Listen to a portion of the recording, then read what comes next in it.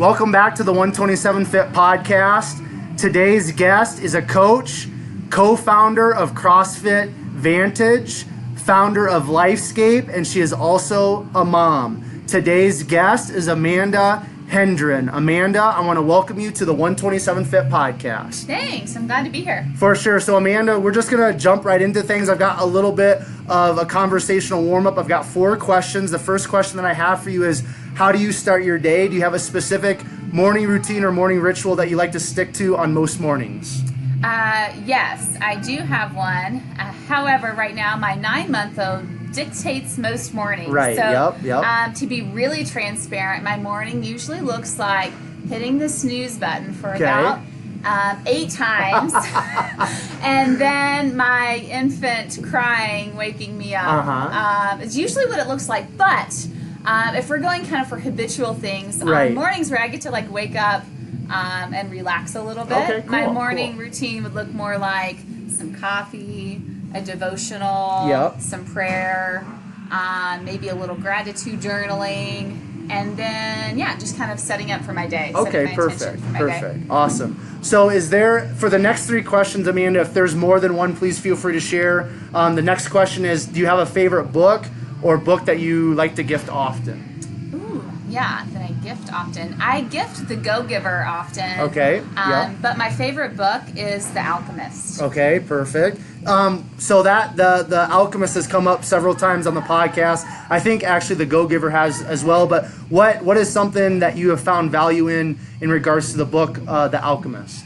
Yeah, so I think that The Alchemist is a beautiful translation of the human condition. I think that we're all kind of searching for that treasure, and that at the end of the day, when we finally find it, we realize that it's been here the whole time. Okay. We just kind of had to go on a journey to get to it. Right. Beautiful. All right, perfect. So the next question that I have for you, Amanda, is, do you have a favorite quote, mantra, or word? And now this can be something maybe, because we all go through different seasons in life, right? So I like to kind of think of like, all right, for this season of my life, I had kind of this quote, mantra, word. So maybe it's a quote, mantra, word for this present season you're in, or maybe it's a past season. So favorite quote, mantra, or word. Yeah, I love that you framed it that way, because I was struggling. I was like, my favorite? Well, it depends on the season. Of course, So my favorite, I guess my word right now in this season, being kind of a second-time new mom, is surrender. Okay. So explain why that is such a powerful word for you in this season of life. Yeah, because there is very little that I feel like I can control right now in my life.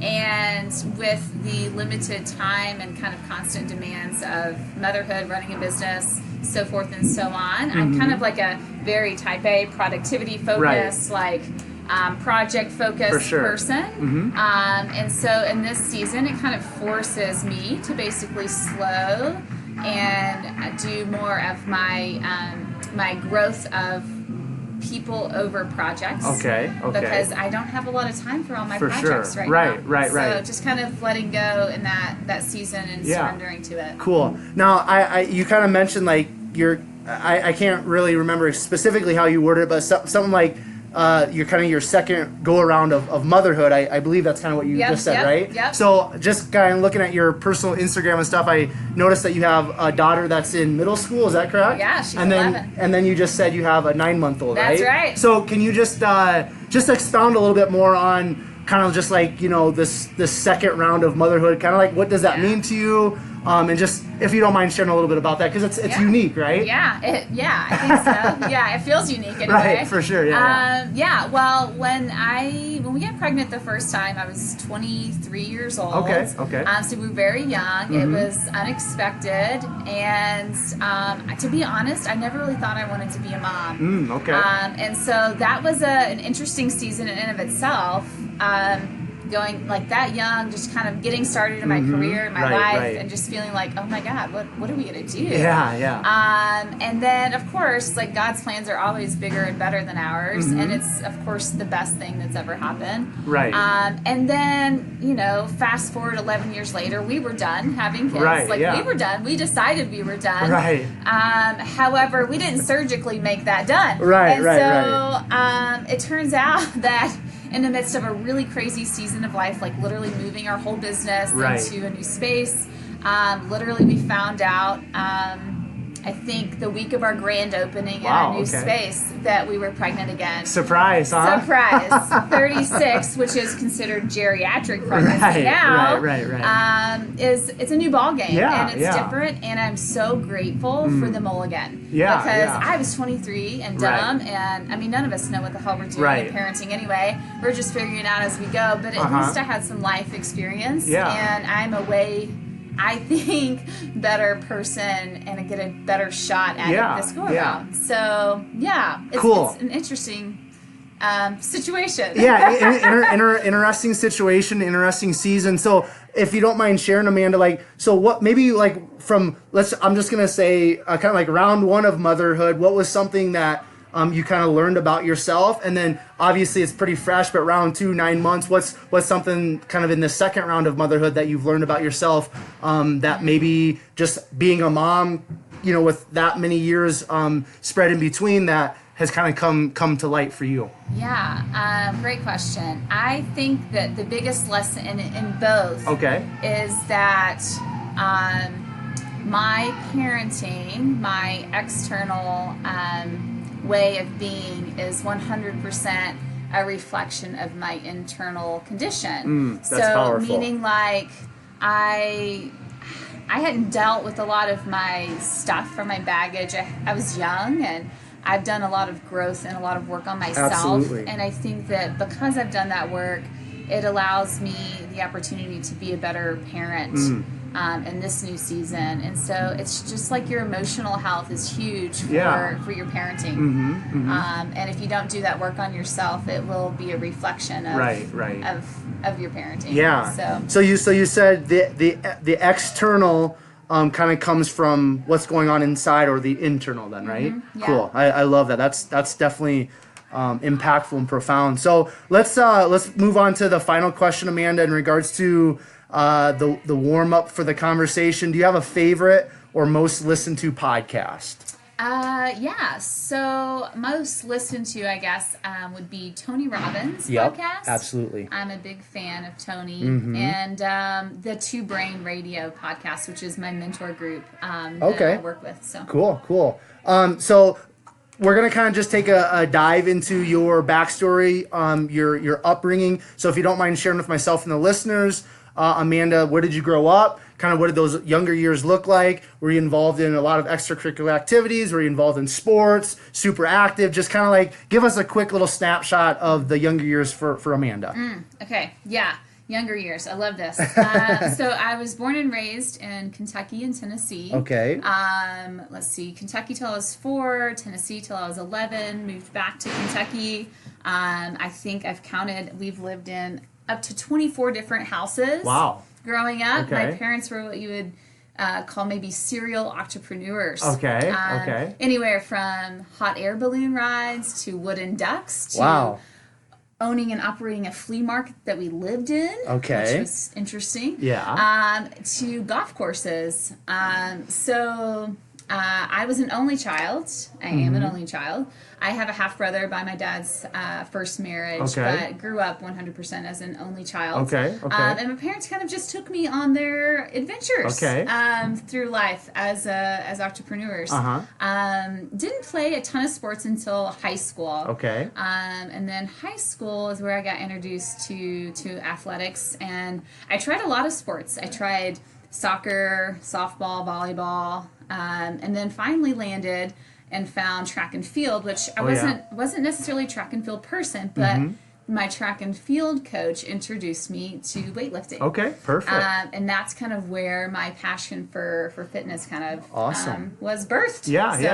Okay, so I wanna dig in a little bit in regards to kind of like the adventures that you were on with your parents and stuff. Like, what did, I mean, because like I've worked at like a military school where a lot of the families, you know, there's some sort of military presence within the family. There's a lot of change of places to live that can really have a profound negative effect, I'd say, for the most part on the kids, because they get attached to a teacher or friends, and then they're kind of like taken away, things like that. So what was that personal experience for you in regards to kind of like moving so much and kind of being on this adventure? Maybe obviously when you were younger, it was because of your parents, but what did that do? Was that really tough for you? Was that just kind of like, well, this is just kind of life? You didn't really know any different until you got older? Was there anything like emotionally or anything like that in regards to just kind of like leaving some scars, stuff like that? Just if you don't mind unpacking that a little bit more. Yeah, I'd love to. So I think at that age, you don't really know that it's impacting you until later on.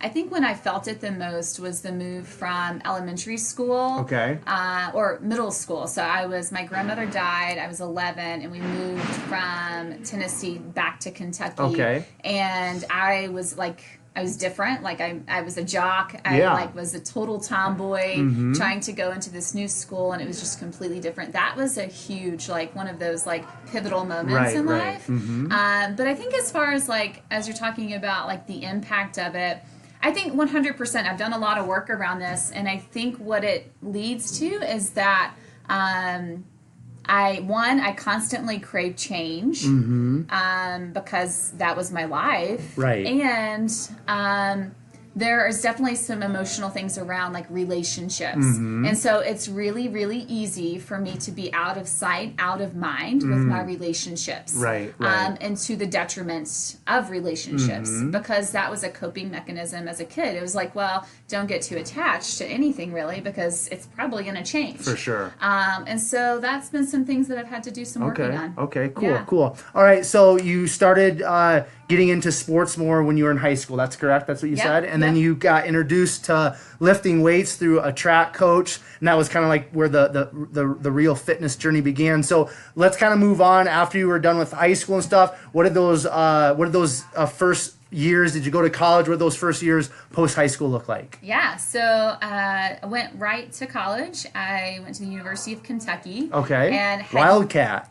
That's right. Yeah, go Cats. Yep. I had no freaking clue what I wanted to be. Okay. And I just felt all of this pressure of like, what the hell? How am I supposed to know like what I'm going to do for the rest of my life? Right. And so at first I thought it was like interior design, and my parents were like, no.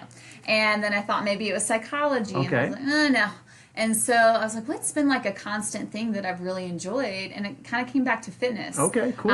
So I did a ton of like, I think this is where my love for like self-development really started, is I did like the Myers-Briggs test like a bunch, and I did all these different like career tests and things, and fitness seemed to really fit. And so I got my degree in kinesiology and health promotion with a business minor. So I think that surprisingly, it's actually serving me today. Yeah, for sure.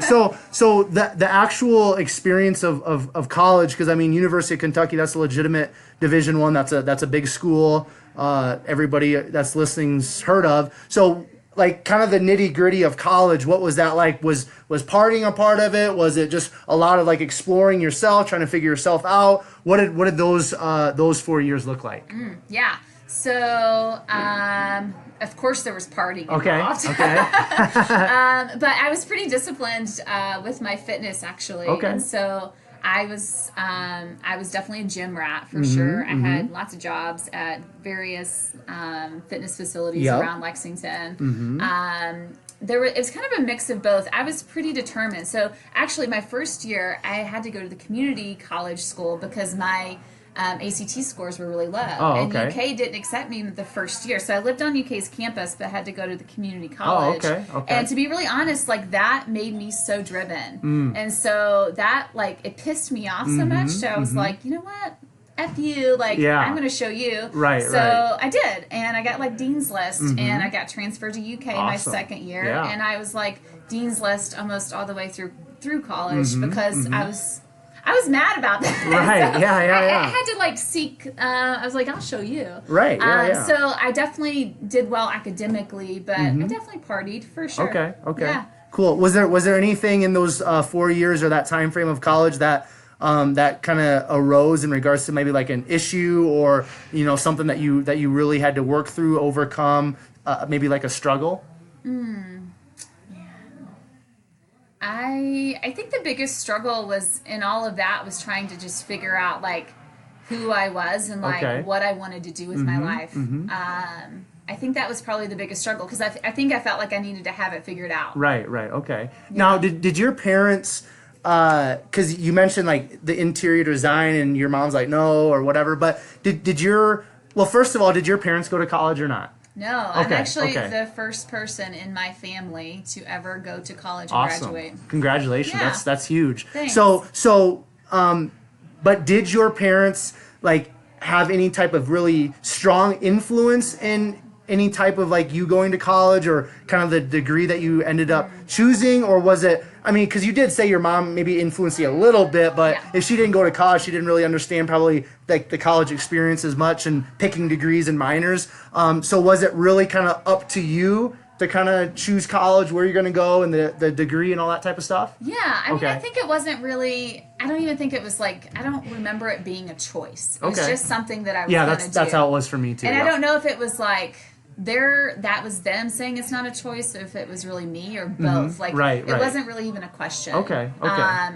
It was gonna happen. Yeah. And so influence-wise, I think they had some influence in saying like no to some things. Like, Amanda, is that really like a career choice? Right. Yeah. But otherwise, they were always really good about giving me complete freedom in my choices. Cool. Maybe to a fault at sometimes. Yeah, right. But they trusted me with a lot. Okay. So I kind of got to choose. Okay, cool. Now, one more question about your parents, and then we'll kind of move on. But did you just because of like, I mean, it seems like your upbringing was pretty unique. You know what I mean, compared to traditional. Yeah, it's pretty. I'd say unique, pretty untraditional compared to most of the conversations we've had on the podcast. But so, what was there as you got older and stuff, and you maybe kind of reflected a little bit on your childhood and your upbringing and trying to figure yourself out, was there any type of resentment or like maybe frustration or anything like that kind of came to light as you got older and kind of realized like, hey, like, you know, yeah, mom and dad love me, but maybe they could have been a little bit more stable in their lives to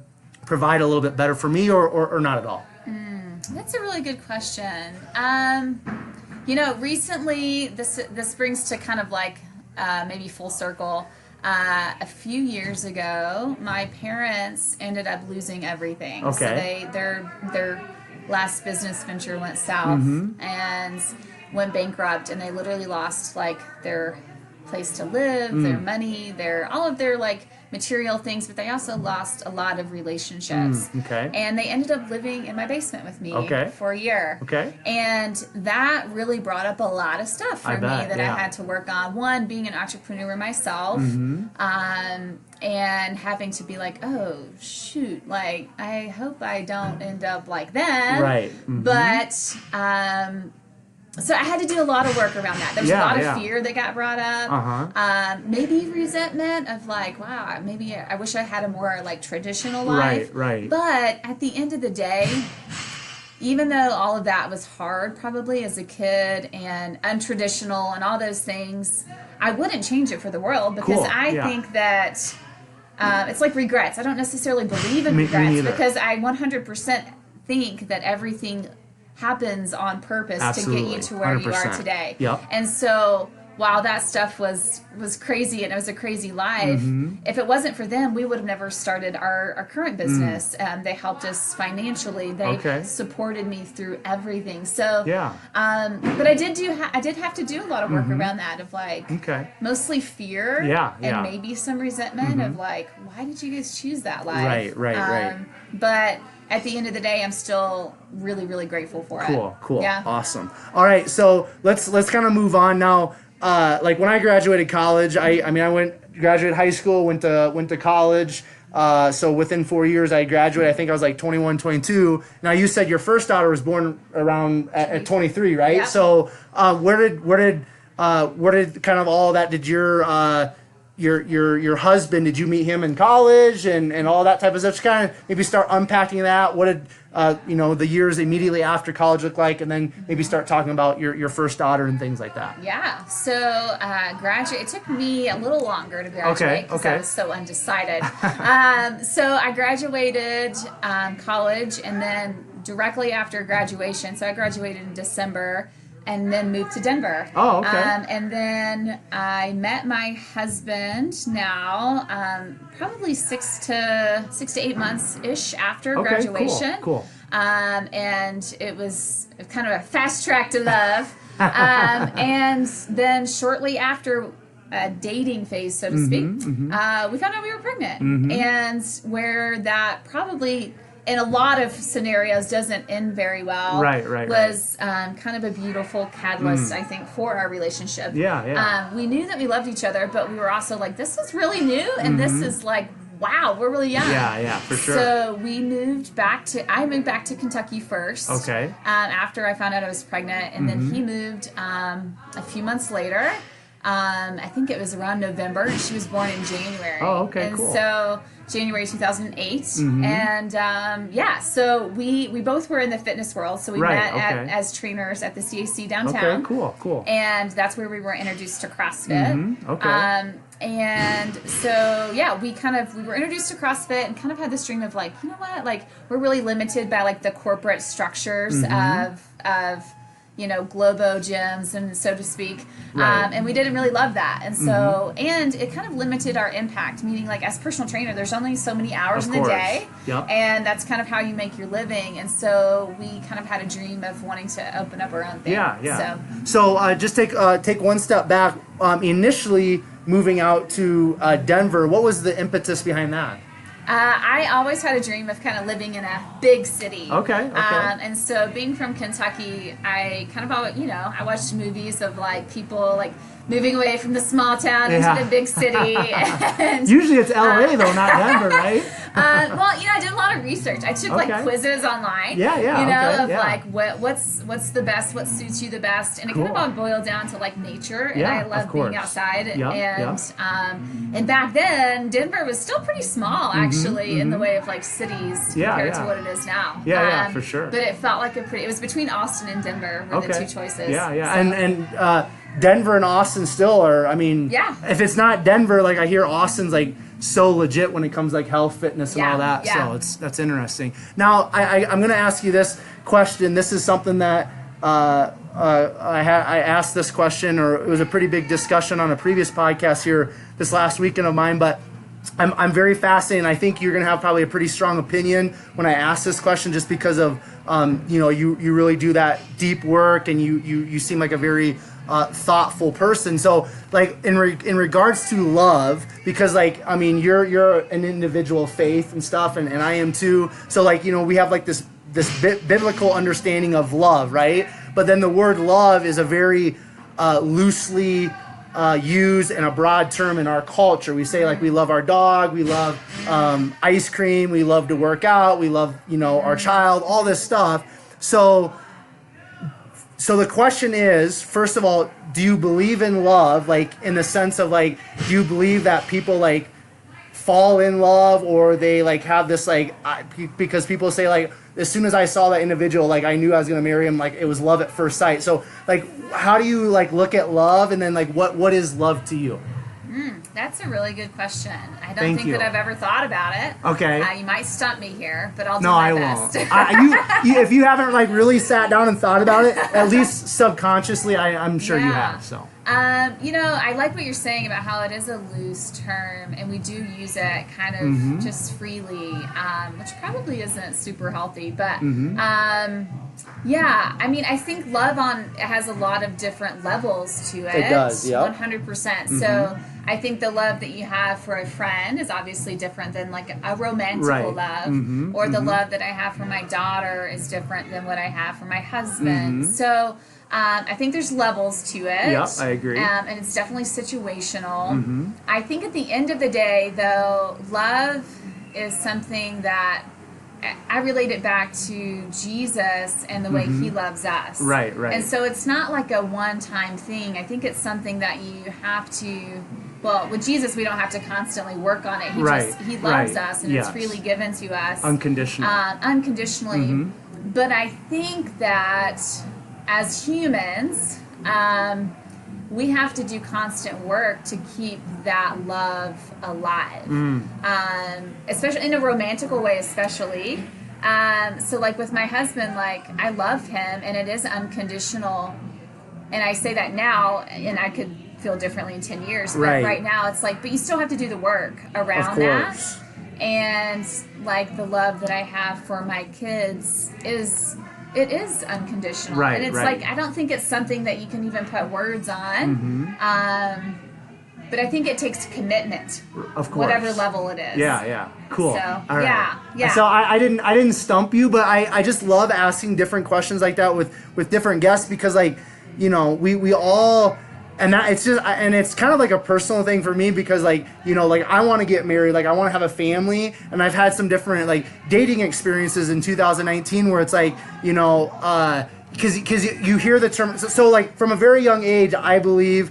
From my experience, like in our culture in America, we're conditioned, like we watch the movies, we listen to the music, the books. It's like this love is like this, oh my gosh, like it's the love at first sight, and you know when it is, and it's just like this kind of, it's a fairy tale, right? Yeah. So I think boys, girls, guys, girls, like from a very young age, we're kind of conditioned to look at love a very specific way. And again, it's kind of the way that Hollywood portrays it. Yep. But my personal experience, you know, is that, you know, love is not like Hollywood portrays it. Maybe some people experience it that way, but I think that can really hinder us in our culture when we have these conditioned thoughts and beliefs.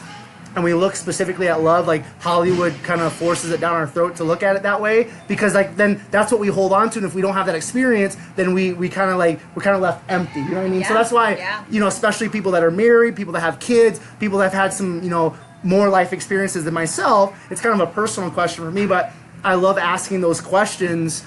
Just to kind of see where people are at, you know what I mean? They can be, depending upon how the conversation is going, a little off cuff or whatever, but I appreciate your perspective, because I'm learning, because again, there's that biblical perspective, and then there's kind of the worldly perspective, but then when it comes to like an intimate relationship, it's an adventure and it's an experience, right? So the it's movie's cool. Definitely, you know, they've definitely, for lack of a better word, I don't know if I can say this, but You they've can. like bastardized it. Of you know? course. Like they've ruined it for a lot of people. Yeah. But and that's the thing though too. I think it's important for us as we get older and we recognize like those conditioned beliefs and thoughts from childhood, from our parents, from school, from movies, from books, all that type of stuff. I think it's really important for us as adults, when we start to kind of step into that awakening and recognizing that, to then be able to like kind of go out and kind of share like, hey, like this is kind of like what the world's telling you, but let's look at this perspective too. So I think it's important for us as adults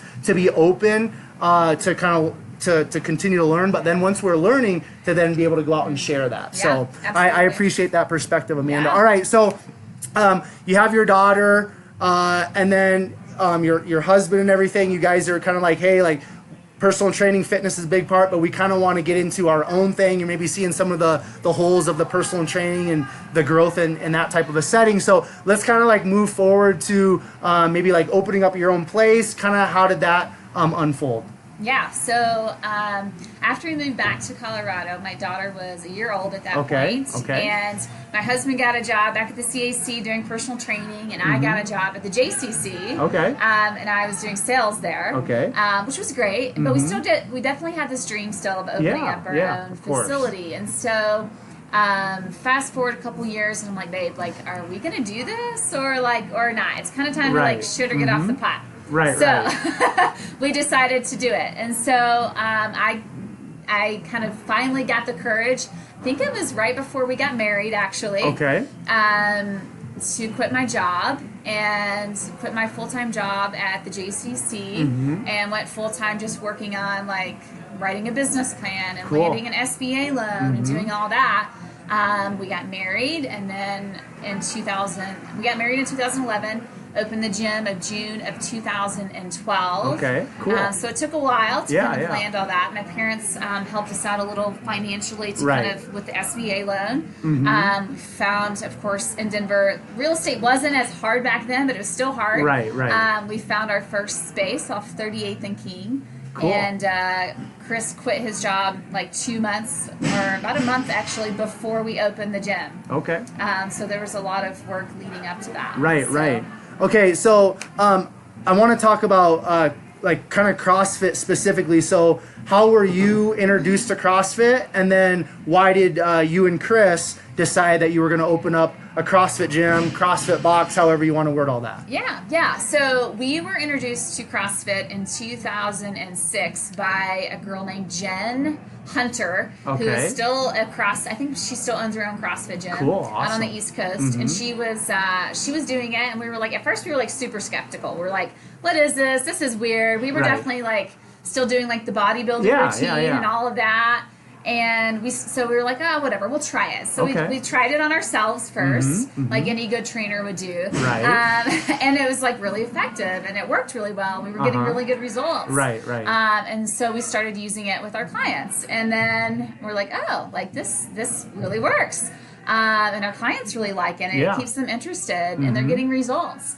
So that's kind of how we got introduced to it, and kind of Chris got his level 1 in 2008. Okay, wow. So that was a long time ago. We were kind of early adopters, I guess, of CrossFit. Cool. And so that's why CrossFit. It's funny. Obviously, being in CrossFit for this long, we've gotten a lot of questions about well, why CrossFit? And CrossFit this, and we've kind of dealt with all of the negative pushback about CrossFit. But what I think CrossFit is just like anything that's good.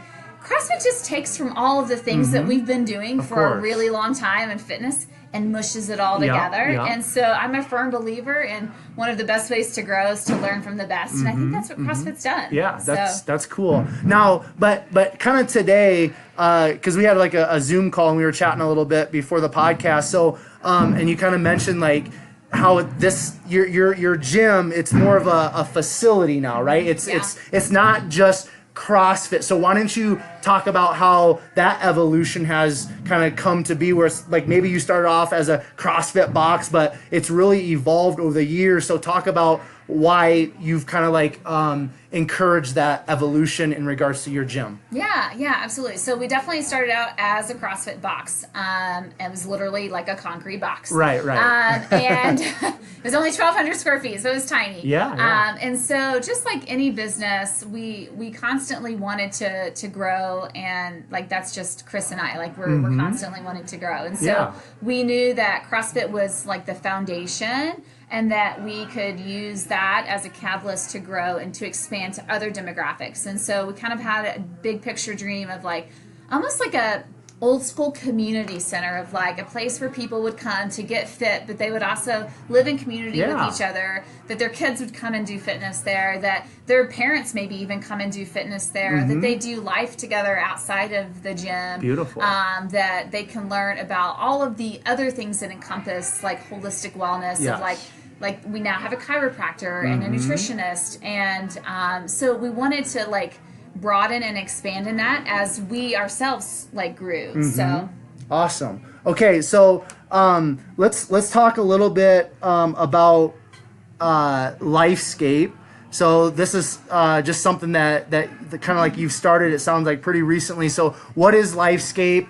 And then just kind of expound on more of like you wanting to constantly grow. Like what kind of like, is that something that just has always been there? Was there an experience that kind of was the impetus for you just to kind of realize like you need to continue to grow to become the best version of yourself? So Lifescape, what is it? And then like why kind of this fire within you to constantly grow?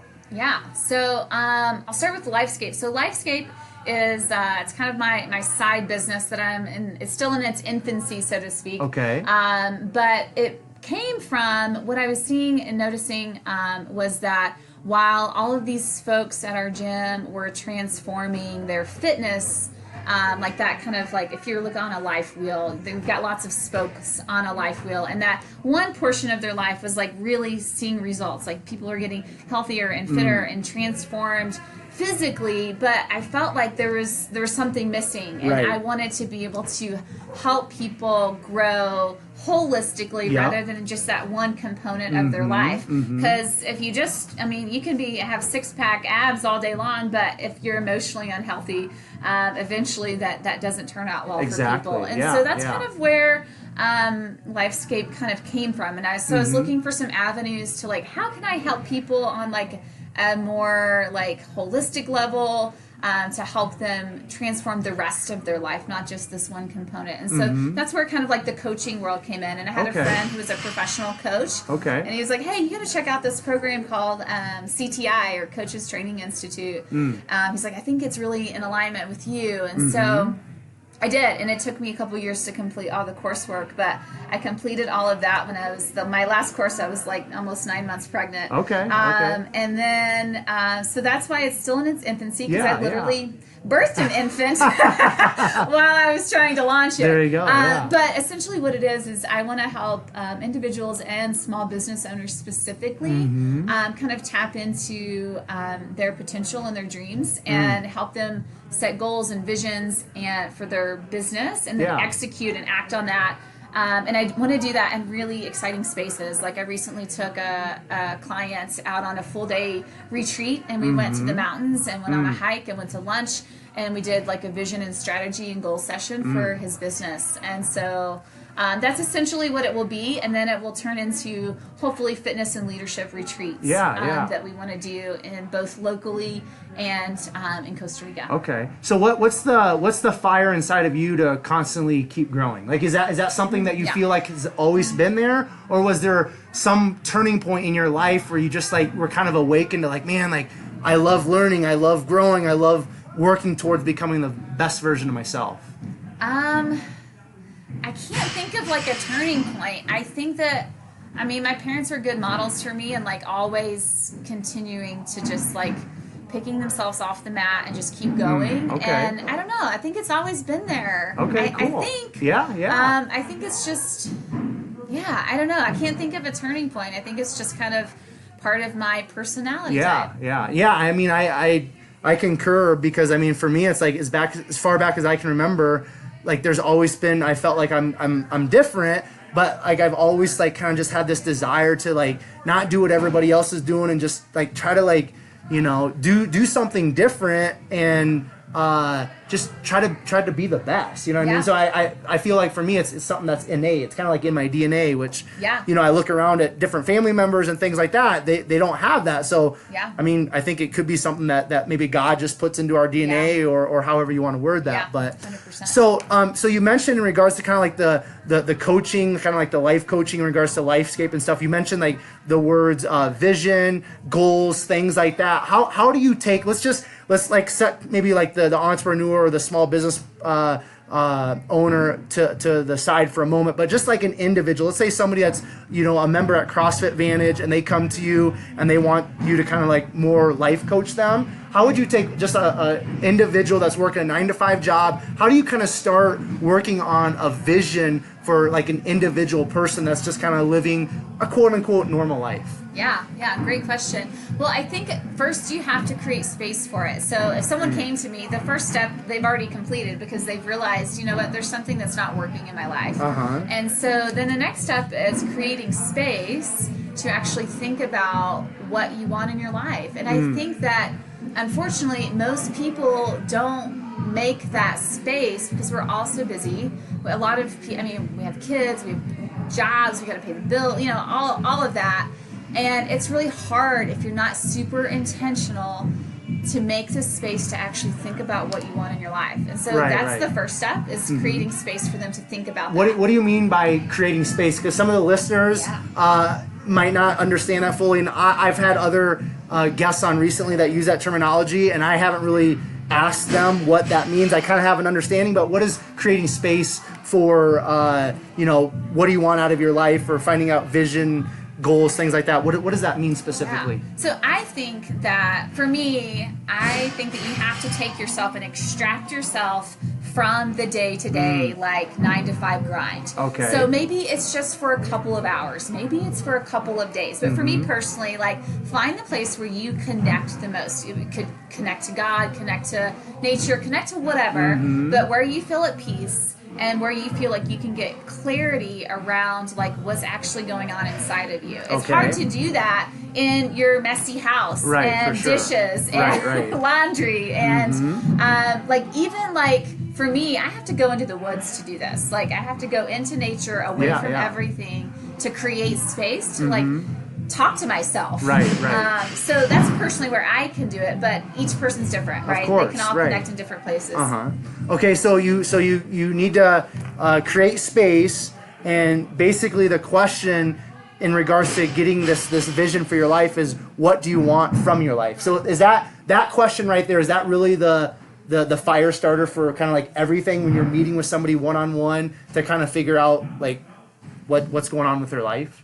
Yeah, Okay. I think so. I think it's cool. getting in tune with their innate desires, because I think that we often aren't really in touch with those. I think that often in life we get bamboozled by the shoulds and all of the other outside pressures and just daily life that makes us kind of just put our head down and keep going. Right. So yeah, I really do. I think it's because if you don't have a vision for it, then it's really going to be really impossible to set any goals for it. Exactly. And that could be anything in life. That could be your fitness goals. It could be nutrition goals. It can be relationship goals. If you don't actually have like a vision of like what would success or what would happiness or joy look like in that area of my life, then how the hell am I ever going to set a goal for it? Right. Yeah. Do you what's your perspective, Amanda, on like pursuing your passion? Because that's something that's you start getting into the life coaching space, the Tony Robbins of the world, different people out there. I don't know specifically Tony Robbins says it, but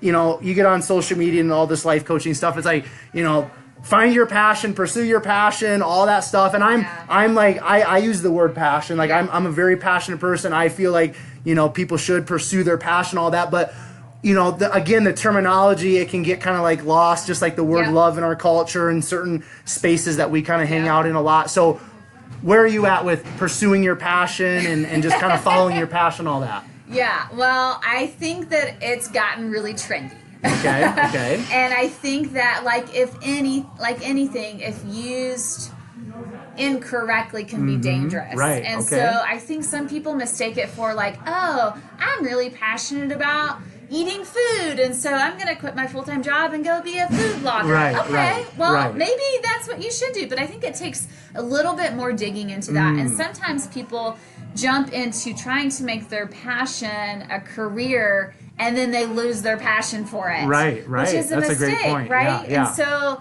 I think that there has to be some questions for yourself around that. Like, is this something that I want to just like find my career in? Can it be both career and passion, or should it be separate? Because it's okay to like, I think we're kind of like in this current culture of Instagram and our microwave culture, we want like everything to be this glamorized, like, oh, just follow my dreams and it's going to be so beautiful and perfect. Well, that's not exactly how it goes. Right, of course. Like, you don't see all the crap that leads up to that picture or to that success. And so I think it can be dangerous if it's not really thought out and like you do a lot of work around it. So I have a lot of opinions on that right now. Yeah. So okay, so I wanna then ask you, like, where this season of life obviously is a little bit different with the daughter or whatever, but okay, so you have you have CrossFit Vantage, all right, with your husband, and then you've got the Lifescape thing, and you want to grow all that. So how have you personally taken what you're passionate about, what sets your soul on fire, and things of that nature? How have you kind of worked that out in your life? So like CrossFit Vantage, like, does teaching classes and being here, now I want you to be 100% truthful. I want you to be honest.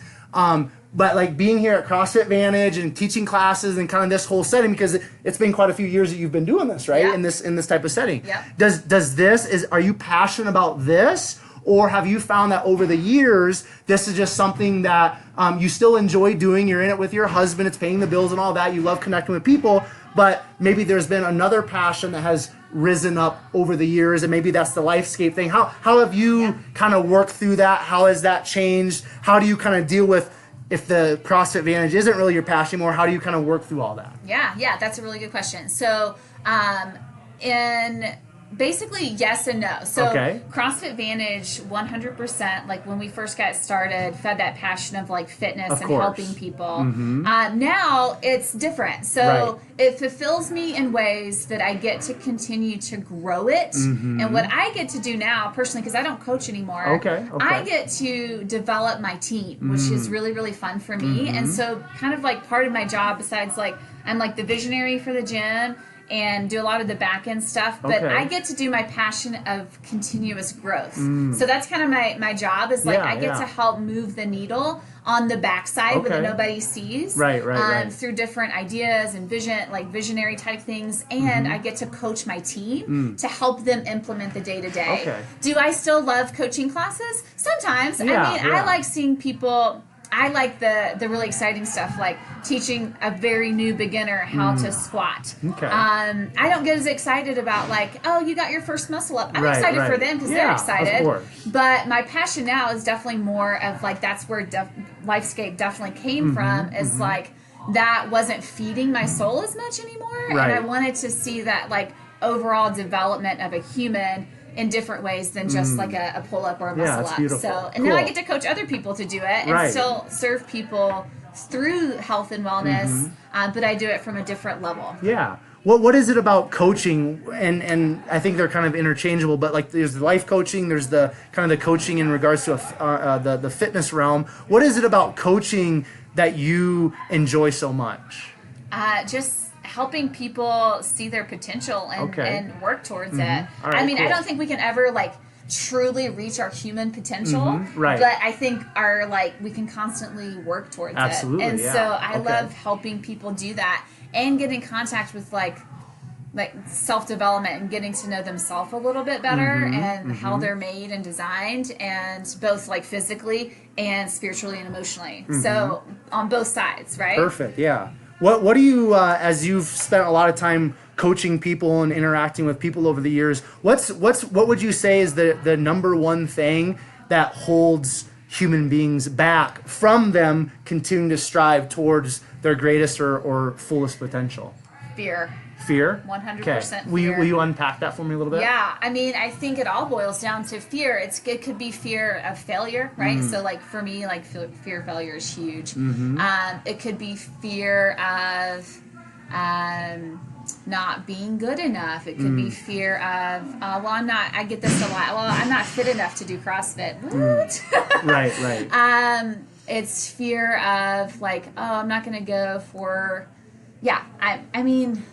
what about the fear of success? Do you think there's, because that's something that I've unpacked in my own personal life recently, as I've lived kind of a scatterbrain life, and I start something and it's just like all over, and I'm like, dude, like Quentin, what's going on, man? And I really feel like I've had to break through this fear of what if I do succeed? Like what if all of my dreams come to fruition? Do you see that too, or do you think about that? Yeah, absolutely. I think that's real. I think that's a real thing. There's a coach friend of mine sent me the Maya Angelou quote of who are you to not. Basically, like, I'm going to totally No, you're ruin fine. it, You're fine. but, it's okay. It's basically like this fear of being big or being too much. Okay. Right? Yeah. And then we all have maybe thoughts around like, oh, well, if I'm successful, my friends won't like me anymore. There's like fear even like with money of like, well, money is bad. I have this relationship with money. And so therefore there's this fear of like, if I make too much, I'll be a bad person. So we have all these kind of like internal associations, like successful people could be bad people, or if they're not using their influence for good, so forth and so on. So, I 100% think that there is a fear of success and of like, well, what would my life look like? Because the truth is, we're all pretty comfortable in our life. Of course. And even success, even though that we think that's what we want, it takes a lot of discomfort to be there because it's different. So what is fear? Like from your, because I have my opinion, right? Yeah. But what is your opinion or perspective on fear? Because again, I'm so fascinated by words. I'm so fascinated by language, because again, it goes back to like the word love. Yeah. We use the word fear. There's all these words that I think on some level we think we understand or we use them, and it's just kind of gets weird. But what is it though? Yeah. You know what I mean? Because and then you start talking about we have this subconscious brain, and then I'm starting to learn about these conditioned thoughts and beliefs, which I've already talked about previously during our conversation. But what is fear? Because as I look at fear in my own life, it's like, dude, it's like this. It's like something that I conjure up in my mind. Yeah. It's not even when I think about my fears, I'm like, Quentin, and I've struggled a lot with anxiety and stuff. I'm like, Quentin, dude, you're making that up in your mind. Yeah. Yeah. It's not even real. It's like a mirage. That's how I really look at fear in my life personally. And I think fear overall, it's a mirage. Yep. You know. So. Yeah. I like just the way you said expound that. a little bit on that. Yeah, I like the way you said that. It's a fake lens through which we see things, right? It's like make believe. I like that. Yeah.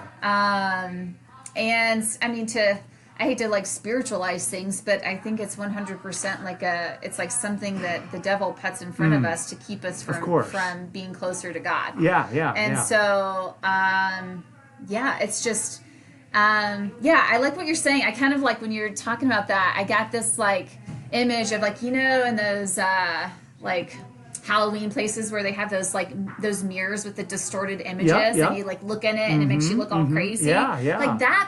That's what it is, right? When we look in that mirror and we see something that's truly not there, it's it's fake news, Quentin. Right. There we go. Fake news. I like that.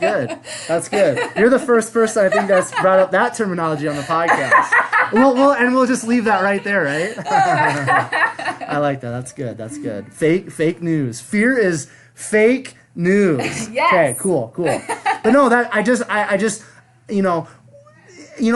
go in different directions with different guests on the podcast, obviously, because we're all different. But somebody that is a life coach, somebody that's spent a lot of years coaching people and doing that work that you've mentioned a lot on the podcast during our conversation. I just there's certain topics I feel like I can dig in a little bit deeper with certain people, and that's kind of why I'm talking about asking about the love and the fear, because it's people that are going to listen to the podcast, they're hear you say create space, talking about fear, we're talking about vision, but sometimes I like to be what is that though? What's the how do we practically get to all of that or break through all that? So I appreciate you going along with that discussion with me, because I think it's very important for us to break down words that we use in our country and our culture, or we're conditioned to believe in or to use, So, okay, so in regards to coaching, and again, just we're kind of using that word loosely today, but there's the life coaching, there's the fitness coaching, all that. But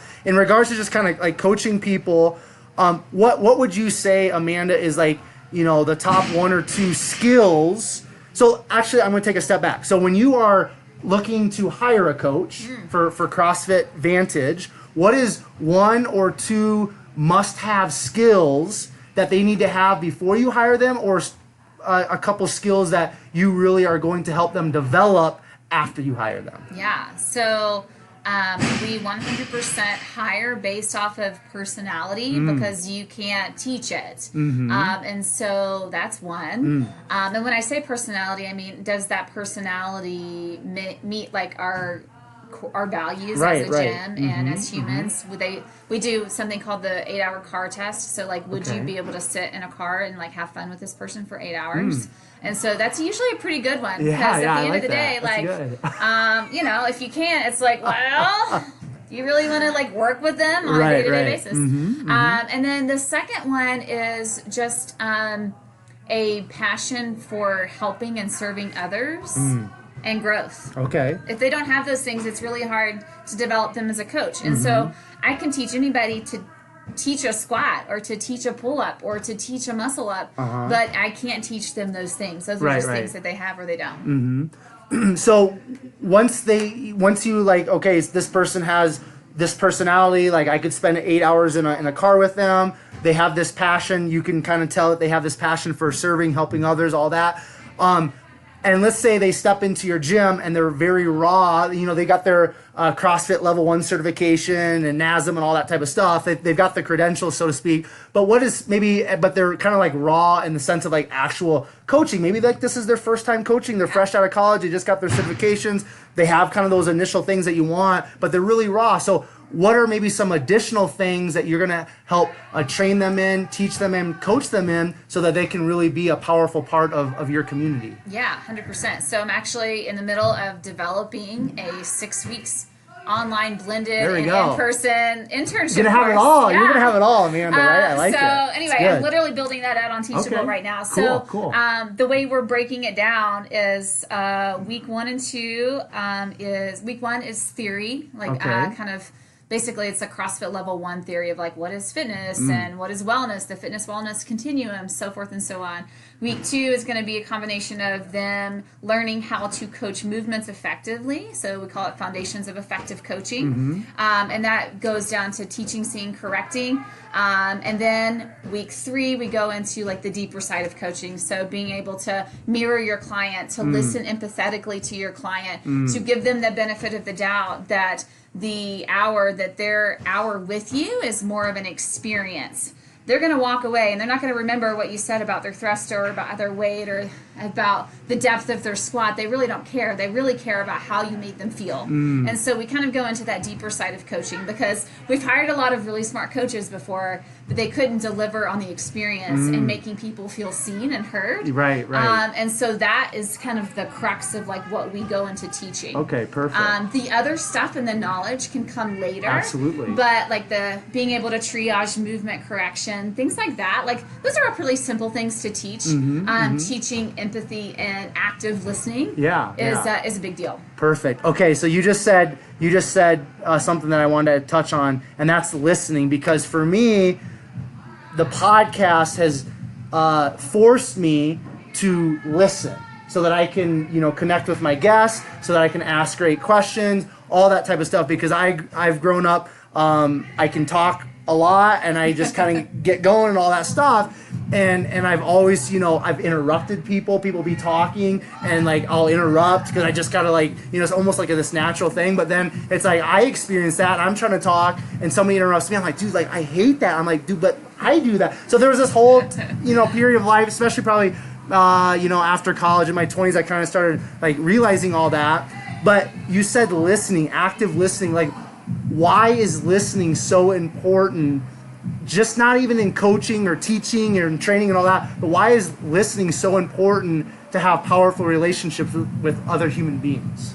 Because most people aren't truly listened to. Right.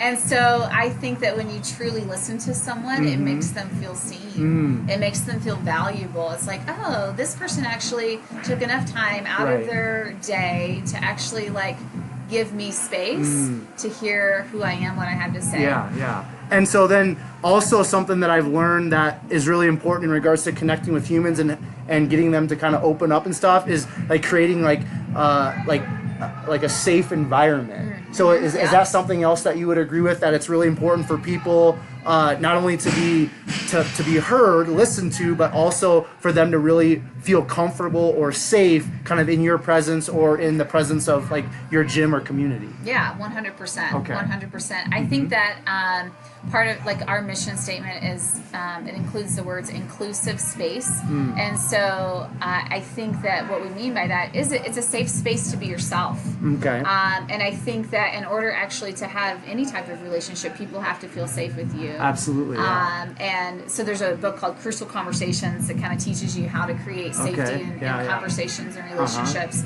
And it's all about kind of diffusing like emotion. Right. But yeah, 100%. It's necessary. I think if people don't feel safe with you, it's hard to listen to them because they're not going to want to share it with you. Yeah. All right, so we've been going for almost an hour, so we're going to kind of start heading towards the end. I want to touch on the Enneagram. That's a previous podcast guest that I should talk to you about this, so I am. There was another podcast guest, a second one that I know he's pretty big into it. I've had some different people bring up the terminology. I haven't really dug too far deep into it. So what is Enneagram and just kind of like break it down, explain it a little bit, and why is it so important to you? Yeah. So I'll talk about why it's important to me first, and then I'll kind of dive into it. So a couple years ago, when I was going through all that stuff with my parents moving in, yada, yada, yada, I was doing all this growth work, and I dove into the Enneagram, and I had a mentor kind of who's been my mentor through fitness, and he's also happens to be an Enneagram guy, and so he kind of coached me through it, and it led to a lot of like own personal like self-awareness and discovery and kind of transformation for me personally. And so then we started using it with our team and started using it in my relationships. It basically, what it is, I think it's just a tool that helps us understand ourselves and others better. So basically it would say that we're all born with certain personality traits. So we have all 9 traits within us, but we have a dominant one. And that dominant one is basically the lens through which we see the world. And then we can learn about the other lenses through which we see the world. And I think that today when our world is so divided and we're like more divided than ever, being able to try on another human's lens through which they view the world is a pretty powerful tool. And so it gives you a new perspective. And when you can look at the world and any situation through someone else's perspective, it gives you a lot of grace for them and makes you like more connected to them. So it's first a self-awareness tool, 100%. But you can use it then as a tool in all of your relationships and team culture. I mean, really, it's endless. So can you just like, so this is the first time we've ever met in person, but can you pretty strongly guess like what my dominant trait would be? So I will not do that.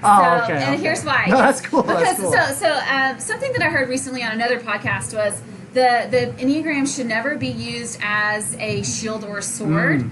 And so if I were to do that, it would be kind of using it as a sword, like, oh, Quentin's such a 3. Which I don't even know what that means. So it's not a healthy way to use it. So I don't know you well enough, but I am really curious. Because you have a pretty bold personality. And I wouldn't say, since this is our first time meeting, that I could.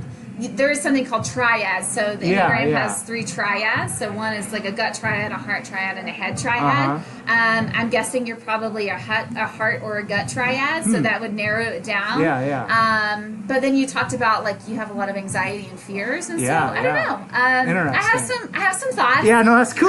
I like but that. A lot of people don't like the Enneagram because they're like, oh, it puts me in a box. Well, actually, 100%, it's the opposite. It gives the instructions to get out of your own box. Because you're born in that box, and now you get to get out of it. So, cool. But I'm curious for you to take maybe a different Enneagram test and get some legit results. I tried to take a free one, and you said, I don't know about that. So I got to pay like $12 and take the real one. I will. It'll be good. I've had a lot of people bring it up, and a couple people ask me about it. I'm like, I don't know, man. Because it's like, I don't know. There's also Gretchen Rubin. Have you ever heard of her? Of course. So she's got like, there's this 4 categories: the upholder, questioner, obliger, rebel. And so there's all. You're a rebel, 100%. I know. When I came across that, and she one of her things was rebel, I was like, that's me. Like, I didn't even need to know like what a rebel was. I'm like, that's me 100%. 100%. But then you've got that box for sure. I put myself in there. But then you've got like, the book like the 5 love languages, and I've read that. So there's all kinds of stuff out there. But so it's always interesting to learn new things about new tests, or however you want to word that. So another question here, just quick. What, like, kind of that experience where you really started going inward, doing that work and stuff on yourself, when kind of your parents had to move in, all that stuff. It sounds like that was very pivotal. Was it fear, or was it something else that you really had to break through personally during that time, as you kind of had that self-awareness? 100% fear. Fear. I was afraid that that was going to be my life. I'm like, okay, I'm going to be. Your parents, referring to your parents? I could like make bad choices along the way and lose everything and end up with nothing, right? So that was 100% fear. Okay. So one more thing here before we kind of finish it out. You've mentioned the word mentors also several times, and that's, again, once you kind of get into the self-help space and all that type of stuff, that word's thrown around a lot. But from your experience, how valuable has it been, Amanda, to have strong mentors in your life? It's invaluable, to be honest. And a mentor is just basically someone who helps guide you. Right. It's just like a guide. It's a tour guide. And so they help direct you along the path. They don't do the work for you. You do it. But without those people, it's like, I don't know, I just got like the vision of like, you're literally on this dark trail in the middle of the night out in the woods and you don't know where the heck you're going. And a mentor just is kind of like a beacon. And so I think without that, I'd still be pretty lost. I think they're invaluable to growth and to success and just getting to where you want to go in life. Cool. We're in the gym, everybody, so if you can hear a little bit of music, that's what it is. No, it's all good. It's real life. That's why like my podcast is we just go with the flow. It's real life. Okay, so before I ask you the last question, is there anything that I haven't asked you that you kind of want to touch on, or is there anything that's really just like it's burning inside of you that you want to put out to the world? No, I mean, man, I feel like we've touched on a lot. Of course, so in depth, there's nothing like burning inside. Okay, cool. So, So last question, what sets your soul on fire, Amanda? Seeing others reach their potential or work towards their potential. Kind of my biggest like saddest thing is like thinking about people who like wake up and they're 60 years old and they're like, what the hell did I do with my life? What was it all for? And I think that's like the saddest thing that could ever happen to someone. And my soul gets set on fire is seeing people grow and live into their potential. And I know that sounds really freaking cheesy and whatever, but it's true. I just love it. And you can ask anybody that like my team. That's just what I love doing. Cool. Awesome. So Amanda, if somebody has resonated kind of like with what you've shared today, if they want to find out more about CrossFit Vantage, Lifescape, all the things that you've got going on, where can people find out more about you, find out more about the gym and things of that nature?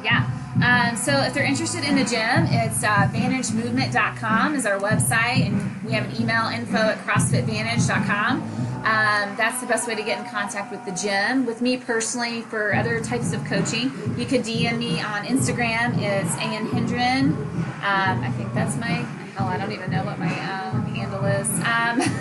No, that's cool. Amanda N. Hendren, I think, is my handle.